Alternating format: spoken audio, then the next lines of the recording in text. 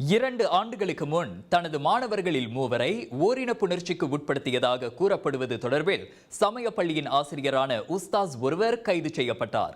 April 15ஆம் தேதி போலீசில் புகார் செய்யப்பட்டதை தொடர்ந்து 39 வயதுடைய அந்த சந்தேக பேர் வழி கைது செய்யப்பட்டதாக மாச்சாங் மாவட்ட போலீஸ் அதிகாரி சூப்பரிண்டென்டென்ட் அஹமத் ஷாஃபிகி ஹுசேன் தெரிவித்தார்.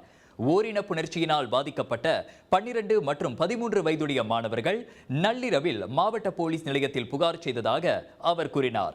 2022ஆம் ஆண்டு அந்த சமய பள்ளியில் தனித்தனியாக ஓரின புணர்ச்சிக்கு அந்த மாணவர்கள் பாதிக்கப்பட்டதாக இன்று வெளியிட்ட அறிக்கையில் அஹமத் ஷாஃபிகி ஹுசேன் தெரிவித்தார்.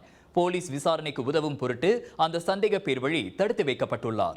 குற்றம் நிரூபிக்கப்பட்டால் 20 ஆண்டுகள் வரை சிறை மற்றும் பிரம்படி வழங்கும் குற்றவியல் சட்டத்தின் 377வது சி விதியின் கீழ் அந்த உஸ்தாஸிற்கு எதிராக விசாரணை மேற்கொள்ளப்பட்டு வருவதாகவும் அவர் கூறினார்.